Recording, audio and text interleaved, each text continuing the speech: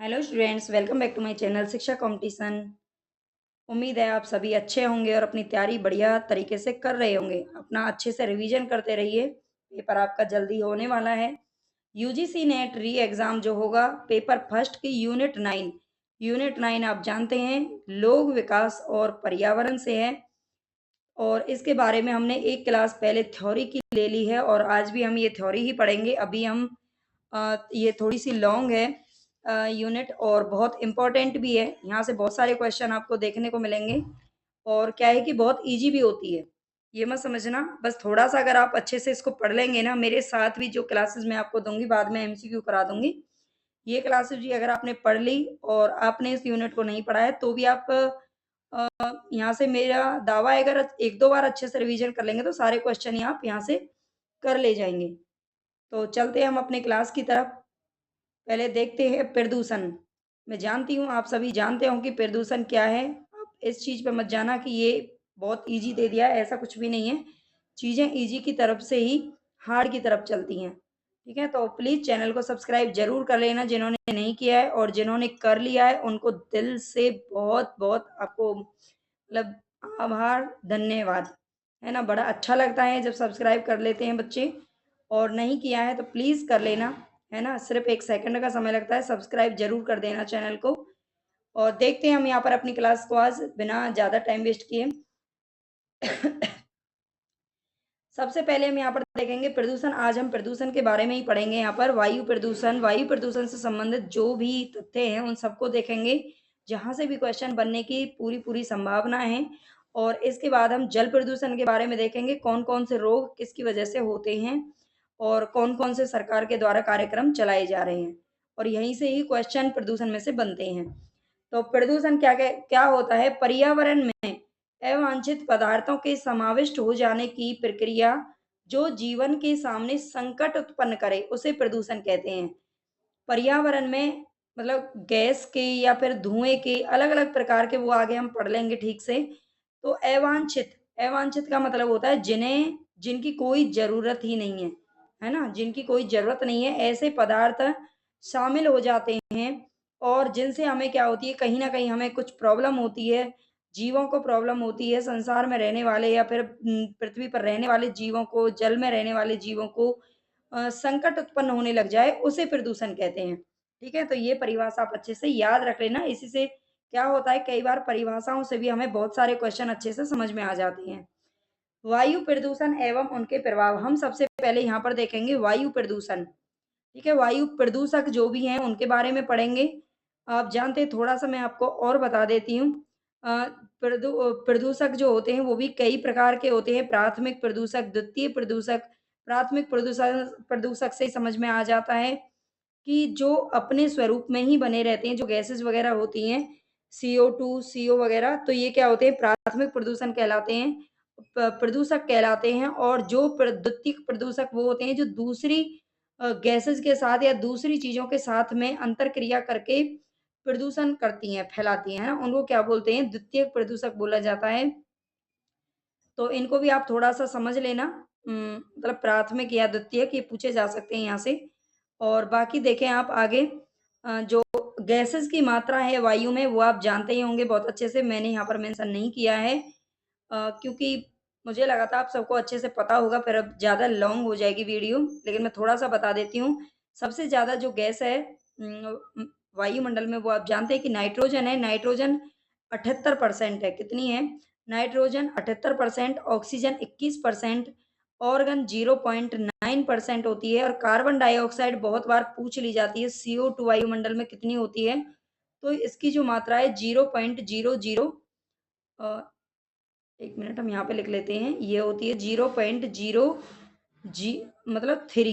ठीक है, 0.3। वैसे अगर पूरा देगा तो 8 होता है, बट ये नहीं पूछा जाता, यहीं तक पूछ ली जाती है कौन सी होती है। तो कार्बन डाइऑक्साइड की मात्रा सिर्फ इतनी सी है ही, लेकिन ये इससे भी कितनी सारी प्रॉब्लम अब हो रही हैं वो आप समझ सकते हैं। ठीक है, ज़्यादा होती तो पता नहीं क्या होता। तो चलते हैं हम आगे। वायु प्रदूषण एवं प्रदूषक और उनके प्रभाव क्या पड़ते हैं, वायु प्रदूषक कौन कौन से हैं। सबसे पहले यहाँ पर हम देखेंगे कार्बन के यौगिक। जो कार्बन यौगिक होते हैं, कार्बन यौगिक में आप जानते हैं इसमें आता है CO, कार्बन मोनोऑक्साइड और CO2, ये होते हैं कार्बन के यौगिक। तो ये इनका स्रोत तो आपको पता ही है, जीवाश्म ईंधन का दहन, मोटर गाड़ियों से निकलने वाला धुआँ, इन सब चीज़ों से कार्बन निकलता है। और ये इसका प्रभाव क्या पड़ता है, इस प्रभाव को आपको अच्छे से याद रखना है। हरित गृह प्रभाव, हरित गृह प्रभाव आप जानते हैं, हरित गृह प्रभाव जो है ये वायु प्रदूषक का काम करता है। ज़्यादा से ज़्यादा मतलब जो टेम्परेचर बढ़ रहा है वही हरित गृह प्रभाव होता है। और तो इसमें जो CO2 है ये बहुत अच्छा क्या निभाती हैं, अपना रोल निभाती हैं, है ना? श्वसन संबंधी समस्याएँ होती हैं इससे। क्या होता है श्वसन, आजकल आप जानते ही हैं बहुत ज़्यादा जो साँसों से संबंधी जो प्रॉब्लम है वो बहुत ज़्यादा होती हैं। इनकी वजह से होती है वज़न में कमी लाना, और ये वज़न में भी क्या होता है इससे कमी उत्पन्न होती है। सल्फर के यौगिक अब आप ठीक से समझ लेना, मैंने एक को एक्सप्लेन कर दिया है, इसका मतलब क्या है। सल्फर के यौगिक जो होते हैं जिनमें सल्फर पाया जाता है, ऐसी गैसेस वगैरह या ऐसी चीज़ें जिनमें सल्फर पाया जाता है, उनसे क्या प्रॉब्लम हो सकती है? तो अम्ल वर्षा, अम्ल वर्षा आप जानते हैं, अम्ल वर्षा में सबसे ज़्यादा सल्फर के यौगिक पाए जाते हैं, श्वसन संबंधी समस्याएँ इससे हो जाती हैं। यानी जो सल्फर के यौगिक होते हैं उनसे ही अम्ल वर्षा होती है। और इसी के कारण आपने सुना होगा, एक क्वेश्चन बहुत पूछा जाता है, ताजमहल का जो अ, बिल्कुल आप जानते हैं ताजमहल का रंग है जो एकदम व्हाइट है, सफ़ेद है ना? सफ़ेद ताजमहल सफ़ेद संगमरमर का बना हुआ है, लेकिन उसका जो रंग है वो पीला पड़ता जा रहा है। तो किसके कारण पड़ता जा रहा है? वो अम्लीय वर्षा के कारण पड़ता जा रहा है। और अम्लीय वर्षा किसके कारण होती है? सल्फर के यौगिक के कारण होती है। आ गया समझ में? तो श्वसन संबंधी समस्याएँ इससे हो जाती हैं। पौधों में क्लोरोसिस की बीमारी, ठीक है? पौधों में किसकी बीमारी होती है? क्लोरोसिस का रोग पैदा होता है सल्फर के यौगिक के द्वारा। मीथेन, मीथेन की अगर हम बात करें तो जो मीथेन गैस होती है, इससे क्या होता है हरित गृह प्रभाव में सबसे ज़्यादा वृद्धि करती है मीथेन गैस, ठीक है? मीथेन गैस क्या होती है? हरित गृह प्रभाव में वृद्धि, ये इसका सबसे मेन प्रभाव है। और ये क्यों और ये कहाँ से उत्पन्न होती है? धान के खेतों से सबसे ज़्यादा मीथेन गैस उत्पन्न होती है। आप जानते हैं धान बोए जाते हैं, धान चावल जिससे निकलता है, सबको पता होगा। तो सबसे ज़्यादा धान के खेतों से क्या पैदा होती है? तो मीथेन निकलती है। और एक जो पशु होते हैं, आपने देखा होगा जो गाय भैंसे वगैरह होती हैं, जब वो अपना खाना मतलब चारा खा लेती हैं और चारा खाने के बाद जब वो अपना पाचन करती हैं ना, मतलब रूमिनेंट की जो प्रक्रिया होती है उसको, मतलब खाना जब वो मुँह में मतलब वापस लेके आती हैं अपने, पहले वो सारा जल्दी-जल्दी मतलब क्या करती हैं, निगल लेती हैं और निगलने के बाद दोबारा वो आराम से बिल्कुल फुर्सत में बैठ कर के और उसको पचाने की जो क्रिया करती हैं, उससे भी बहुत अधिक मात्रा में क्या निकलती है, मीथेन गैस निकलती है। और इससे जो टेम्परेचर है, हरित गृह प्रभाव जो है वायुमंडल का बहुत अधिक मात्रा में बढ़ता है। ये अपना बहुत अच्छा रोल इसमें निभाता है। नाइट्रोजन के यौगिक, इससे क्या हो सकता है? इससे भी अम्ल वर्षा होती है। पादपों की उत्पादकता में कमी होती है। पादप यानी आप जानते हैं पेड़-पौधे जो होते हैं, उनकी उत्पादकता में कमी होना। आँखों व फेफड़ों में जलन होना। तो आँखों और फेफड़ों में किसके द्वारा जलन हो सकती है? नाइट्रोजन के यौगिक के द्वारा। इनके रोग आप अच्छे से याद रख लेना, यहाँ से हर बार क्वेश्चन पूछा जाता है। ठीक है? इसीलिए मैंने यहाँ पर ये रखे हैं। क्लोरोफ्लोरोकार्बन, क्लोरोफ्लोरोकार्बन इसके बारे में हमने लास्ट वीडियो में बहुत अच्छे से पढ़ा था। अगर आपने नहीं देखी है ना लास्ट वीडियो तो ज़रूर देख लेना, क्योंकि इसका जो एक पार्ट है वो छूट गया है और ये पार्ट सेकंड है। मतलब इसमें एक पूरी यूनिट के कम से कम आपको 7-8 वीडियोज़ मिलेंगी, तभी आपका अच्छे से रिवीजन हो पाएगा। और क्लोरोफ्लोरोकार्बन सीएफसी आप जानते हैं वो कहाँ से निकलती है सीएफसी? तो ये सबसे ज़्यादा जो हमारे एसी लगे होते हैं घरों में, एसी से, फ्रिज से, स्प्रे जो हम फ़ोम मतलब स्प्रे वगैरह यूज़ करते हैं ना, जो परफ्यूम वगैरह यूज़ करते हैं, उनसे बहुत अधिक मात्रा में सीएफसी गैस निकलती है। फ़ोम उद्योग से निकलती है, कारपेट वगैरह से इनसे निकलती है। तो क्लोरोफ्लोरोकार्बन से क्या होता है? भूमंडलीय ऊष्मा में वृद्धि होती है, यानी कि ये भी अपना पूरा रोल अदा करती है किसमें? हरित गृह प्रभाव में, यानी कि जो वायुमंडल का जो टेम्परेचर बढ़ रहा है उसमें ओज़ोन क्षरण, ये इसका जो मेन कारण है वो यही है कि ये ओज़ोन क्षरण, आप जानते हैं जो ओज़ोन परत है वो कहाँ पाई जाती है? समताप मंडल पे पाई जाती है और वो पतली, बहुत पतली होती जा रही है किसके कारण? सीएफसी के कारण, यानी क्लोरोफ्लोरोकार्बन के कारण। ठीक है? और इससे चर्म रोग पैदा होते हैं, कैंसर, देखो कितना बड़ा रोग है कैंसर, कितने लोग इससे जूझ रहे हैं। तो ये है कैंसर का कारक क्या है? सीएफसी और भी बहुत सारी गैसेज़ होती हैं, ऐसा नहीं है सिर्फ़ एक ही है, तो ये तो है ही है। नेक्स्ट देखते हैं धूम कोहरा। ये बहुत बार क्वेश्चन आ चुका है और इसको देख के हमें क्या हो जाता है, मतलब समझ में नहीं आता ये क्या चीज़ है। धूम कोहरा वही है जिसको बोलते हैं स्मॉग, ठीक है? जो स्मॉग होता है वो क्या होता है? धूम कोहरा उसको बोला जाता है। ये कहाँ से निकलता है धूम कोहरा?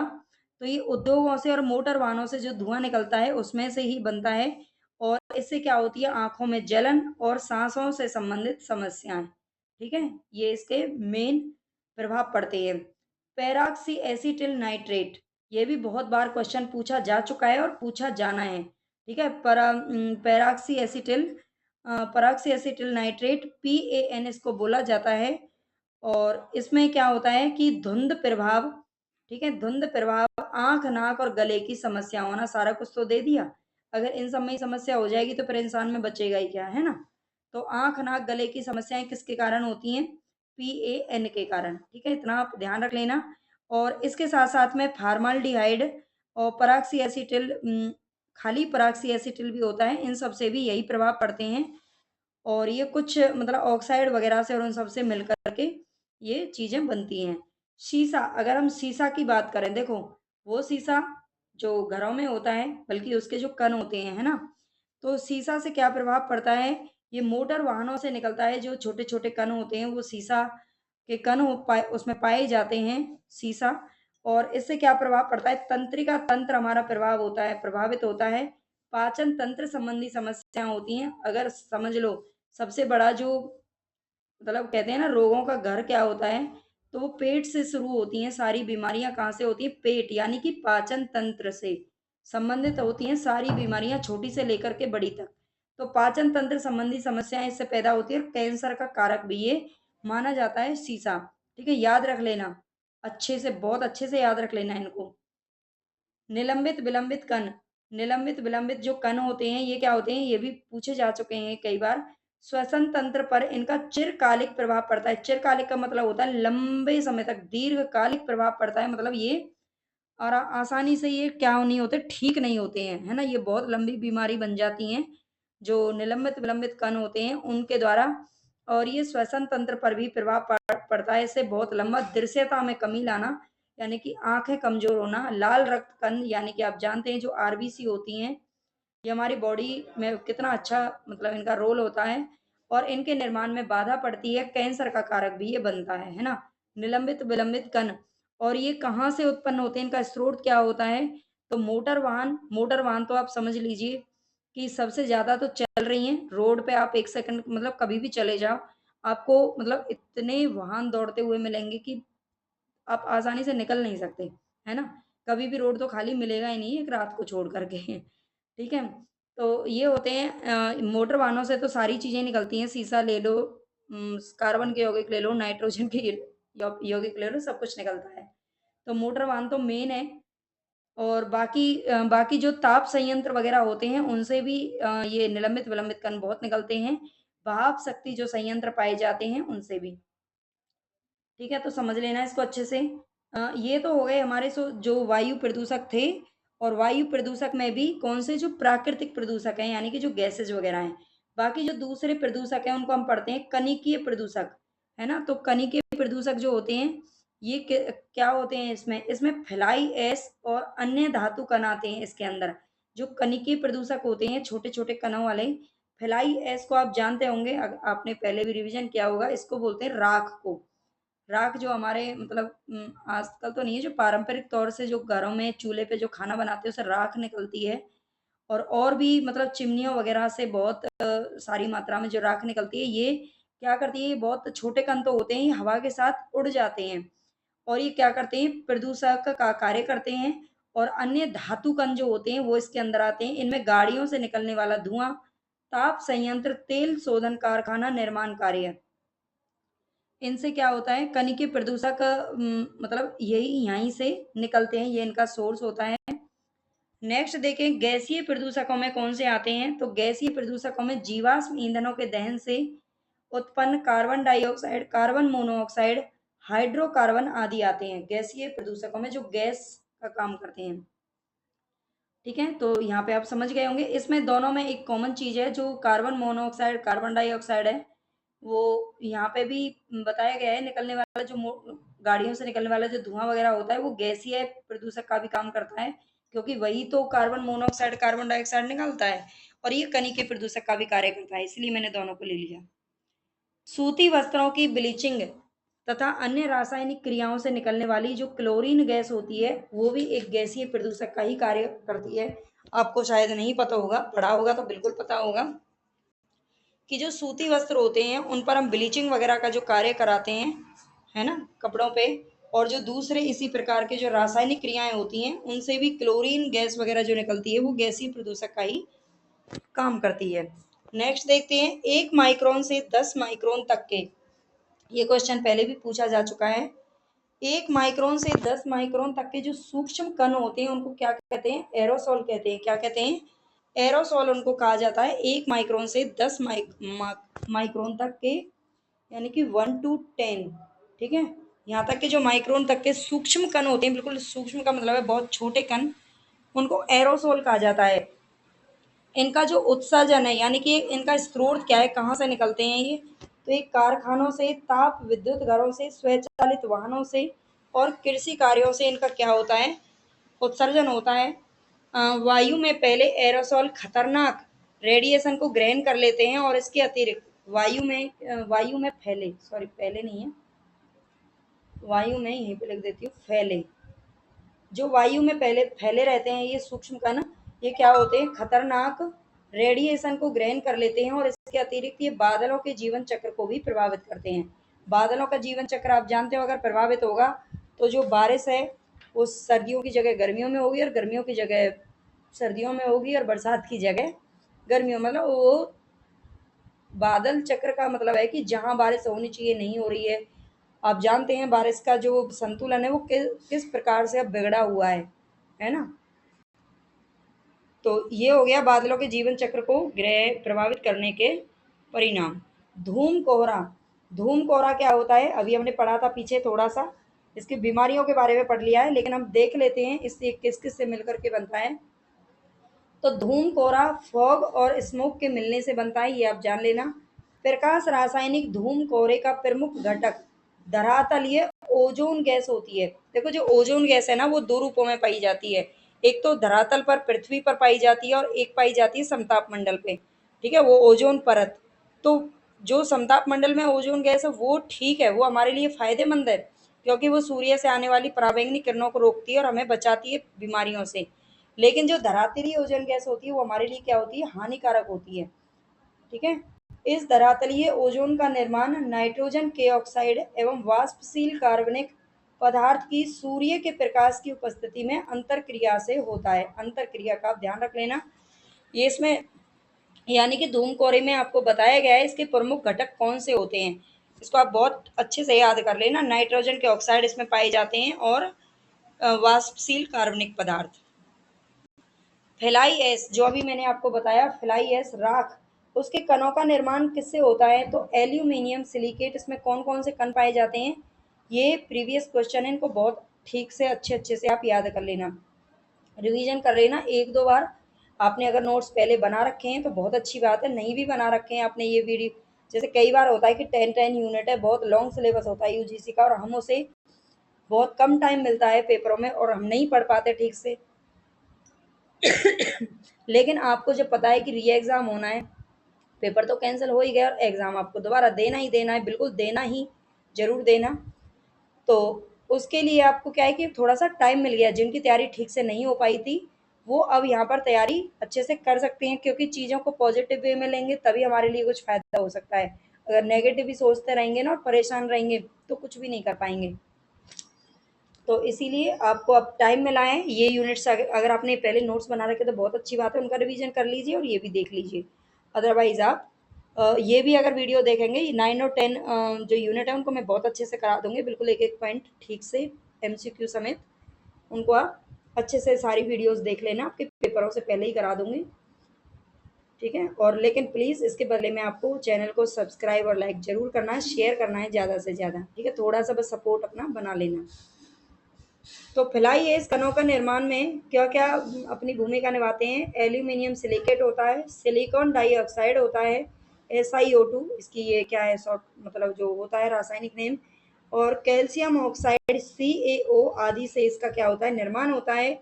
इसमें सीसा, आर्सेनिक, कोबाल्ट और कॉपर जैसी जहरीली भारी धातुओं के कण भी इसमें पाए जाते हैं। बताओ, हम उसी राख को इतना मतलब पता ही नहीं चलता है कि कौन सी चीज़ अच्छी है। राख आप जानते हैं जो घरों में चूल्हा वगैरह पे जो राख बनाई जाती है, पहले उससे बहुत सारे काम होते थे, घरों के बर्तन वगैरह भी उनसे साफ होते थे पुराने टाइम में, लेकिन इसमें तो इतना सारा कुछ बता रखा है ना। निलंबित कणिकीय पदार्थों में ये भी आप ध्यान रख लेना, इनके पहले हमने बीमारियां पढ़ी हैं, लेकिन ये किस किस से मिलकर के बने हैं उनको थोड़ा सा ठीक से देख लेना, यहाँ से क्वेश्चन पूछा जाता है। निलंबित जो कणिकीय पदार्थ होते हैं उनमें ठोस एवं निम्न वाले द्रव निलंबित एक सेकंड इसको मैं देख लेती हूँ क्या है।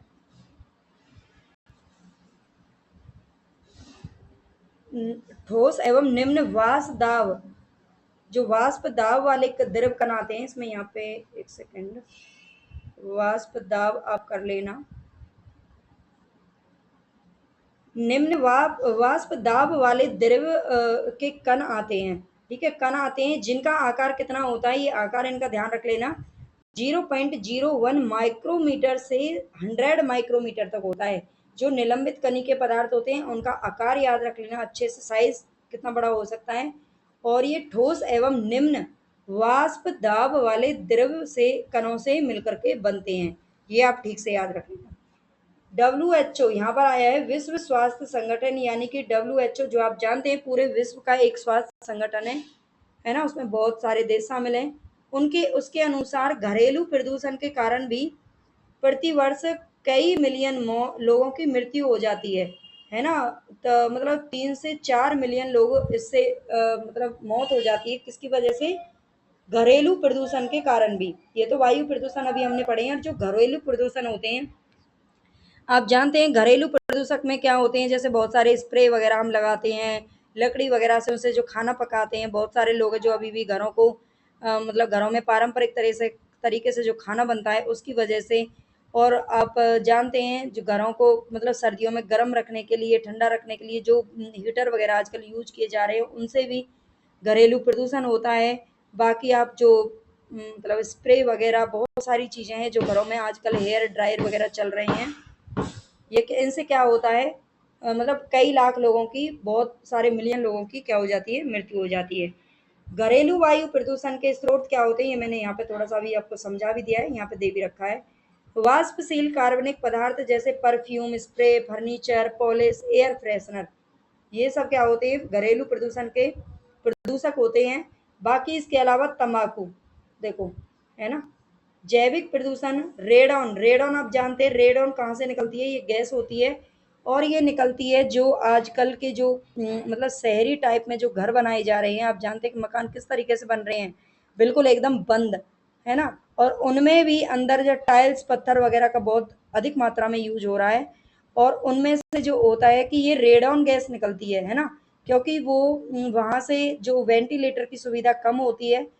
पहले तो खुले मकान होते थे तो पूरा मतलब फुली वेंटिलेटर होता था, लेकिन अब ऐसा नहीं है।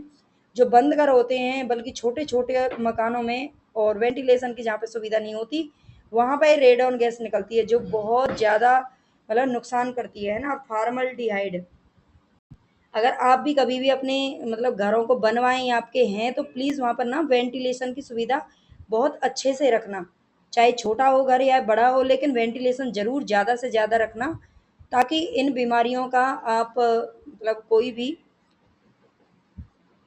परेशानी ना उठानी पड़े, है ना।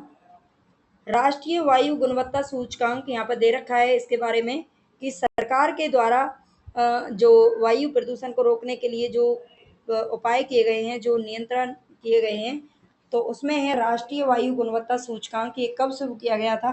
तो देश के बड़े नगरों में, भारत देश के बड़े नगरों में रियल टाइम आधार पर वायु गुणवत्ता की निगरानी और जरूरी कार्रवाई करने के लिए, जन जागरूकता में वृद्धि करने के लिए तात्कालिक जो प्रधानमंत्री उस टाइम पर थे 6 अप्रैल 2015, है ना, 6 अप्रैल 2015 को राष्ट्रीय वायु गुणवत्ता सूचकांक का शुभारंभ किया गया था।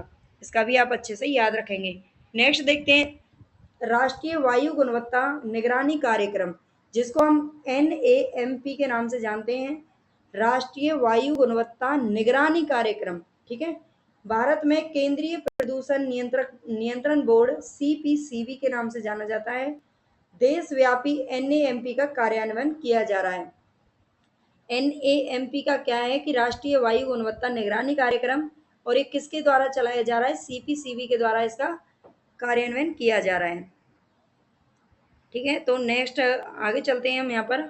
जल प्रदूषण, इतना हमने वायु प्रदूषण से संबंधित चीजें जो पढ़ी हैं, आई होप आपके लिए बहुत ही हेल्पफुल रहें। यही उम्मीद करके मैं वीडियो बनाती हूँ कि आपके लिए हेल्पफुल रहें। बिल्कुल ऐसा ना हो कि मेरा सिर्फ टाइम पास हो या आपका टाइम पास हो, ऐसा मैं बिल्कुल नहीं चाहती। जो भी मुझे तो लगता है कि मैं अगर एक शब्द भी लिख रही हूँ, एक शब्द भी किसी को बता रही, तो वो भी उनके काम का ही। वैसे पढ़ाई देखो हमेशा काम ही आती है। आप कभी ये ना सोचें कि यहाँ से हमें कुछ नहीं मिल रहा, वहाँ से कुछ नहीं मिल रहा है, या और इधर उधर बिल्कुल ना भागें। आप एक जगह पर फोकस करें। आप अगर सेल्फ स्टडी करते हैं या फिर जैसे भी आपको पढ़ना पसंद है, आप वैसे पढ़ें, किसी के प्रेशर में ना आए। ठीक है, लेकिन चैनल को सब्सक्राइब जरूर कर लेना। चलते हैं जल प्रदूषण से संबंधित तथ्य, इनके बारे में हम देखते हैं। जो भी इंपॉर्टेंट है वो मैंने यहाँ पर रखे हैं। प्रदूषित जल में उपस्थित वायरस, जीवाणु, परजीवी एवं कृमियों के कारण, छोटे छोटे कीड़ों के कारण संक्रमण जन्य रोग हो जाते हैं। मतलब बहुत बड़े बड़े रोग हैं जो प्रदूषित जल के कारण होते हैं, जिनके बारे में हम मोस्टली नहीं जानते, लोग नहीं जानते। और बस ऐसे ही है, जो भी जहाँ से भी जैसा भी पानी निकला बस है ना यूज कर लेते हैं। तो पीलिया किसके कारण होता है? प्रदूषित जल के कारण पीलिया, हैजा, देखो टाइफाइड, अतिसार, हेपेटाइटिस और किडनी खराब होने का खतरा तो बहुत ही ज्यादा रहता है। ठीक है, तो ये आप ध्यान रख लेना। जल प्रदूषण से जो बीमारियां होती हैं इनका आप याद रखेंगे। बाकी आगे देखते हैं कौन कौन सी बीमारी किस किस चीज से होती है, उनको भी समझने की कोशिश करेंगे बहुत अच्छे से, और याद भी रख लेना इनको। पेयजल में फ्लोराइड की अगर अधिकता हो गई है, ठीक है, फ्लोराइड की अगर अधिकता है तो उससे कौन सा रोग होता है? फ्लोरोसिस रोग होता है, जिससे क्या होता है, हमारी हड्डियां और दांत कमजोर हो जाते हैं। ठीक है, तो फ्लोराइड देखो क्या होता है कि मतलब पता नहीं, बड़े लोगों का तो हम नहीं कह सकते, लेकिन जो आम जनता है वो कहाँ तक क्या क्या चेक कराएगी, उनको पता ही नहीं होता। एक तो अशिक्षित होने की वजह से, और दूसरा अगर पढ़े लिखे भी है, मान लो चलो हमें पता है इन चीज़ों का, लेकिन हम कहाँ से चेक कराएं कि पानी हम चेक करा लें इसमें कौन सी चीज़ ज़्यादा है कौन सी नहीं है। या फिर RO का मान लो हम पानी पी रहे हैं, क्या वो सच में ही हमारे लिए फायदेमंद है या नुकसानदायक है? मतलब पता ही नहीं चलता है कि कौन सी चीज़ कितना फायदा करती है। तो ये चीज़ें करने के लिए ना बहुत सारा क्या चाहिए, मतलब या तो पैसा चाहिए, उन सब तक पहुंच चाहिए, जानकारी चाहिए। मतलब ये सारी चीज़ें हमारे बस में नहीं होती, लेकिन नुकसानदायक बहुत होती हैं। ठीक है, फ्लोराइड की अधिकता से ये ध्यान रखेंगे, कमी से नहीं है बल्कि अधिकता से है। फ्लोरोसिस नामक रोग होता है, अधिकता पे बिल्कुल आप अच्छे से मतलब पॉइंट लगा लो कि अधिकता से होती है फ्लोरोसिस की बीमारी, जिसमें हड्डियां और दांत क्या होते हैं, कमजोर हो जाते हैं। पेयजल में अगर क्रोमियम की मात्रा अधिक हो गई है, क्या हो गई है, अधिक हो गई है, तो उससे क्या होता है, हमारा लीवर मतलब यकृत एवं गुर्दा संबंधी रोग हो जाते हैं। ठीक है, लीवर और हमारी जो किडनी है वो खराब हो जाती है, किसके कारण? क्रोमियम के कारण, अगर उसकी भी अधिकता हो गई है। पारा युक्त जल के प्रभाव से, अगर हमारे जल में ज्यादा पारा है, पारा युक्त प्रभाव पारा युक्त जल अगर हम पी रहे हैं तो उससे क्या होगा, मिनी माता रोग हो जाता है। ठीक है, कैडमियम अगर ज्यादा हो गया है पानी में तो उससे क्या होता है, एटाई एटाई रोग हो जाता है। ये रोगों के नाम आपको अच्छे से याद रखने हैं, और इनसे क्या प्रभाव पड़ता है वो भी याद रख लेना। एटाई एटाई रोग से क्या होता है, जिसमें हड्डियां एवं जोड़ों में तीव्र दर्द होता है, इससे फेफड़ों का कैंसर भी हो जाता है। बताओ कितनी बड़ी बात है, पता ही नहीं है ना, लोग जानते ही नहीं है, आम जनता तक तो ये चीजें पहुंच ही नहीं पाती। शीशा युक्त जल से क्या होता है, एनीमिया, सर दर्द, मांसपेशियों की कमजोरी और मसूड़ों में नीलापन। नीलापन का मतलब तो यही हो गया कि स्कर्वी रोग हो गया, जो विटामिन सी की कमी से होता है।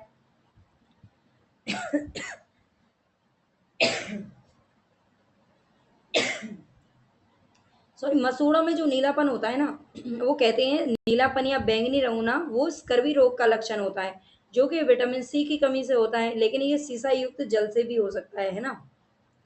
ये प्रभाव दिखाई देने लगते हैं। एस्बेस्टस के रेशों से युक्त अगर हम जल पीते हैं तो इससे क्या होता है, एस्बेस्टोसिस यानी कि फेफड़ों के कैंसर का एक रोग होता है एस्बेस्टोसिस, याद रख लेना, बहुत अच्छे से ही हो जाता है।